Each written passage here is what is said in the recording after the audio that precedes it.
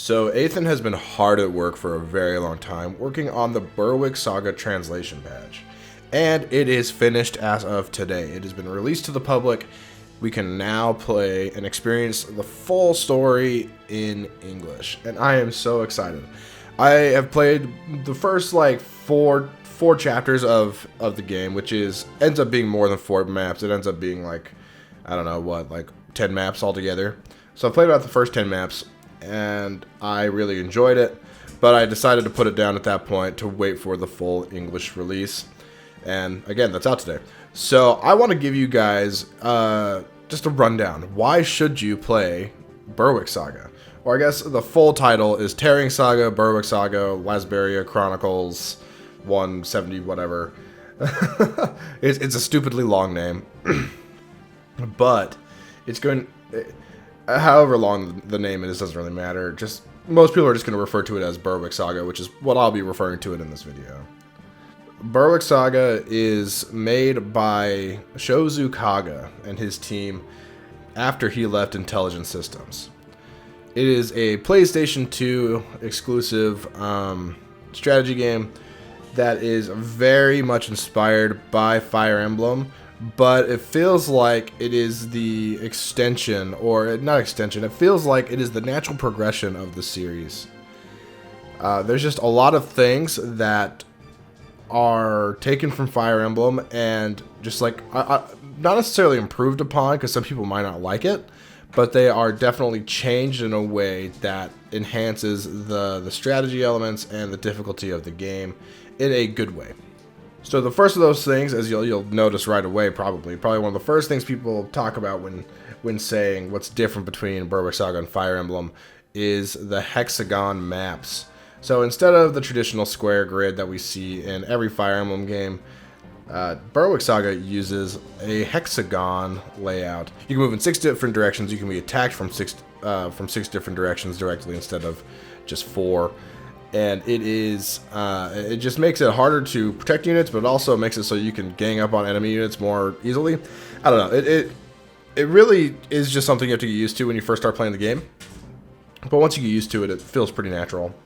And I enjoy it a lot, actually. I really like the hexagonal map. The next thing you'll probably notice is that units don't receive experience simply by doing battle. They must defeat the enemy. They must kill the enemy to receive any experience, which just essentially just makes experience even more of a premium. Something that's even more important to think about who gets kills and whatnot. But it's not... I honestly didn't feel it was limiting in any way. There's so many characters that are just already good and have unique niches to be used in that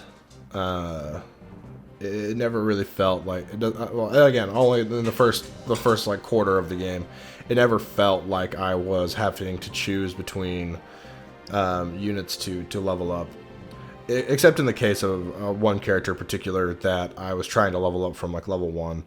I believe her name, I can't remember her name, it's been a long time. I think it's Ruby. What's her name? Ruby. She has a skill that gives her 20% extra experience, but she sucks. So I was just I was trying to do the whole build as 0 to hero kind of thing. It was fun, but she honestly wasn't very good. And the last thing I want to talk about is recruitment. So I would say recruitment in Berwick Saga is more like recruitment in Three Houses than it is in any other Fire Emblem game. And that's because most units you don't just recruit outright. Most units you don't just talk to them and then they join your team. So pretty much every unit, again, this is just from my early experience in the game, but pretty much every unit you get to use is a mercenary when they start. Other than the knights of wherever Reese is from, other than Reese's knights, most of these units you have to hire at the battalion guild or wherever else they might be sitting at in the town, and they'll join you in battle. And then every character has requirements for recruitment. So there's an early game character you get him in the first chapter. His name is Dean, who he's an axe fighter, and he's really good, by the way. He's like super good. But I looked up his recruitment requirement because I was just curious. He has to like kill a certain amount of enemies before he'll join your team, and it's like it's a large number. Like, it's a good thing he starts. You get him chapter 1. You can hire him starting chapter 1, so that's a good thing. But he is like your introduction to mercenary units that you can control on the battlefield, and they get experience and they level up, and they're essentially your unit, but you have to pay for them every new chapter, which is essentially like in Three Houses when you recruit someone for the month. Like, you ask for mission assistance for the month, and then they'll like be on your team for that month, but you can't recruit them until you have the right required support level / skill level and stats. So I think it's an interesting parallel, and if you thought that was kind of a fun way to recruit units, then that's something that to look forward to in Berwick Saga. I think it's great, personally. Now, to move on from like gameplay things, I want to talk about the story. The story is actually pretty good. It's fun. It's engaging. I really enjoy Ethan's writing style. And I say his writing style because, yes, you're translating what's something that's already been written, but when you translate something, it's less about, like, if you were to translate Japanese to English 1-to-1, my understanding is that it wouldn't be very good. And that's what we found. That's what you see in like old patches and stuff for like Genealogy of the Holy War and 36776.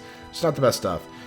So what Ethan has done is less of a translation and more of a localization, making it work for a Western audience. Make it work for an American audience. And when I say American, I mean like North America, South America. Like, it just works for our area better than what a direct word-for-word translation would be. So that doesn't mean he changed the story dramatically or anything, but he did take some creative liberties in like dialects, accents that characters might have, and maybe like some simile or metaphor is used in Japanese, but a Western audience wouldn't get it, so he changed it to make more sense for us. Like, stuff like that. It's nothing major. He didn't like change the plot or anything. It's all gonna be it's all gonna be the same. Like, you're gonna play it, and it's gonna be Berwick Saga. It's going to be as close to Shozu Kaga's original vision as he could possibly give us, while also making it make sense to a Western audience. But yeah, that'll be it for today, guys. Go play Berwick Saga. I'm really excited. I'm going to start playing it on the channel. I know I have a Conquest Let's stream, like, playthrough going on right now, but that'll either be put on hold or I'll do it like intermittently while I go through Berwick Saga, just because I'm so excited to play this game, and it's something brand new for everyone. So if you want to play this yourself, go check out the link in the description to the page for the download of the patch. You can find it in this, it's on Serenus Forest. It's a blog post, not a blog post, a forum post by Ethan that he's been updating with new chapters and stuff for the dialogue for, I don't know, has it been years? I don't know, I have to look. It's been a long time. And he finally has the final version 1.0 final patch. So make sure to go check that out. Go support Ethan however you can. He's a great guy. I've done some great work for the community. Can't thank him enough. But yeah, just play. Play Berwick Saga. Play Tearing Saga. Play them both. Enjoy them. They're great. And if you're new here, make sure to subscribe and like this video to help with visibility and help the channel grow. And yeah, thanks for watching, guys. Bye.